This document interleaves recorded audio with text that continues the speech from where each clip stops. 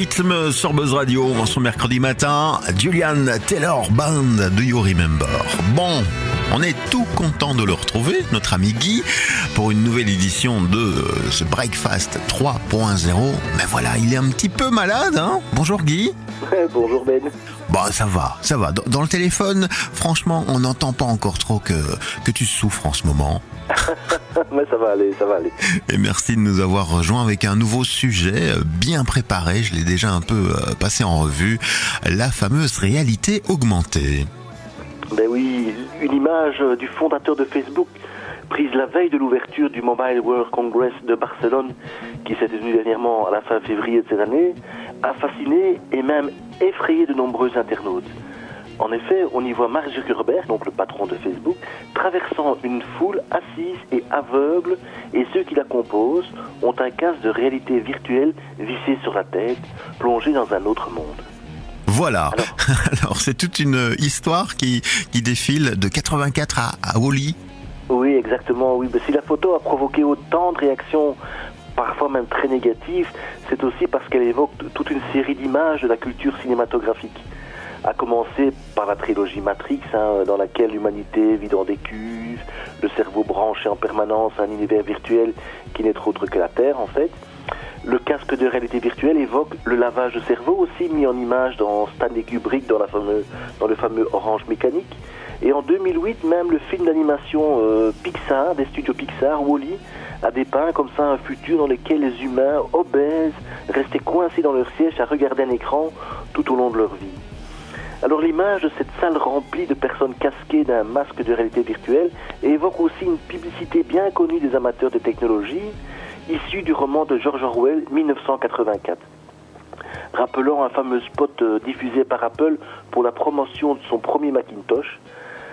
Disposition des sièges, figure centrale qui remonte l'allée, à l'instar de Mark Zuckerberg, n'a évidemment pas lancé un marteau en fin de scène au Mobile World Congress, mais les deux images sont frappantes. Est-ce qu'on doit craindre l'arrivée de cette fameuse réalité virtuelle imposée sous tout format actuellement? Ben, le casque de réalité virtuelle est certainement plus isolant qu'un journal ou qu'un téléphone, mais si le déploiement de la réalité virtuelle vous inquiète, ben malgré tout, il va falloir vous y faire et vous perdre dans les paradis artificiels générés par ces bijoux de technologie. C'est bien dit quand même ça. Mais la crainte d'un nouveau monde virtuel absorbant l'humanité ne date pas de l'apparition de l'informatique. Historiquement, on se rappelle la télévision, la radio et même auparavant des romans ou des comics ont tous été accusés d'attirer les citoyens dans de dangereux paradis artificiels, forcément dommageables pour la morale publique et la santé bien sûr, quand ils n'étaient pas soupçonnés de détourner les masses laborieuses de leur travail. Alors, c'est plutôt une réalité virtuelle ou une réalité augmentée qui nous sera proposée dans un proche futur? Voilà la grosse question. En fait, toutes ces craintes sont révélatrices des barrières qui se posent à l'émergence de la réalité virtuelle.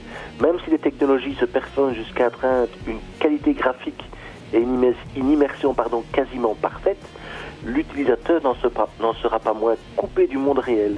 Les chances que la réalité virtuelle arrive à s'imposer ailleurs que dans le salon, pour autre chose que de jouer à un jeu ou regarder une vidéo ou s'immerger totalement dans un monde virtuel, ces chances sont assez faibles. La réalité virtuelle est donc appelée simplement à remplacer peut-être la tablette en restant cantonné dans la maison ou au bureau. Il faut être assis pour le voir. La technologie qui pourrait vraiment être le prolongement de votre smartphone, qui s'est incrustée dans toutes les poches en quelques années, c'est plutôt la réalité augmentée. À l'inverse des casques de réalité virtuelle, les casques de réalité augmentée ont la particularité de fusionner le monde réel et le monde virtuel.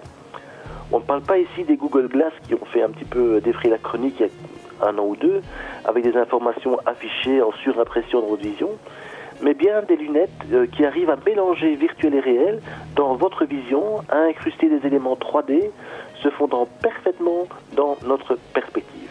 L'exemple le plus connu de ce joyau, et certains l'ont déjà peut-être vu, c'est les fameuses lunettes HoloLens de Microsoft.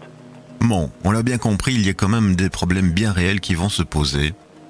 Mais oui, toutes ces promesses font rêver, mais à l'inverse de la réalité virtuelle qui devrait envahir les salons dépensiers dans quelques mois, la commercialisation de casques à réalité donc augmentée, c'est quand même pas pour tout de suite.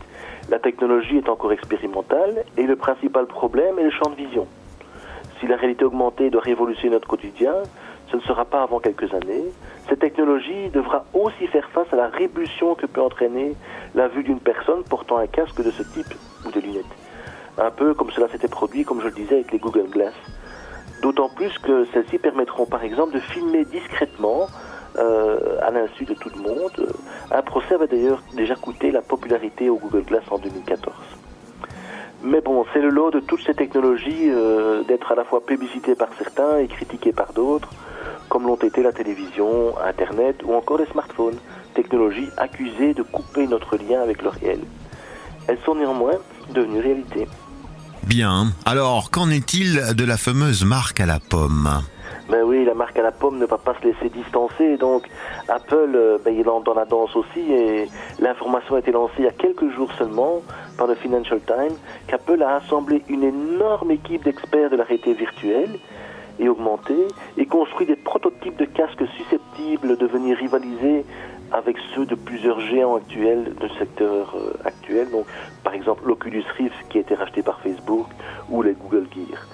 Et même l'analyste Jane Muster estime que la firme de Cupertino devrait lancer ses premiers accessoires liés à la réalité virtuelle augmentée d'ici seulement 2 ans.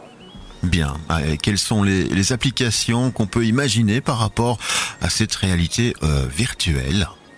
Mais écoute, outre les jeux, bien sûr, la possibilité de voyager par procuration, je vais dire, le monde médical qui est très intéressé aussi, des bénéfices certains pour les apprentissages scolaires. Les réalités augmentées virtuelles sont de plus en plus employées aussi dans les établissements scolaires pour favoriser les apprentissages. Les entreprises, évidemment, s'intéressent de plus en plus à elles pour améliorer la formation de leurs employés. Mais la réalité virtuelle et augmentée sont donc amenées à transformer un nombre incalculable de domaines et probablement celui dans lequel vous êtes occupé aujourd'hui. Bien, voilà notre avenir technologique, tout comme les voitures autonomes. Ici, la réalité augmentée virtuelle va s'imposer petit à petit à nous. On croit pour nous aider, on l'espère en tout cas, et ne pas être piégé derrière ces lunettes qui nous bloquent la vue finalement. Merci Guy pour cette superbe rubrique une nouvelle fois. On va continuer en musique. On te retrouve la semaine prochaine si tu veux bien. Avec plaisir. Yves Simon s'impose dans nos oreilles avec 2 ou 3 choses pour elle. Et pour le reste, je te souhaite une excellente journée avec nous. Salut Ben. Buzz Radio, juste pour vous. Buzz Radio, juste pour vous. Buzz Radio.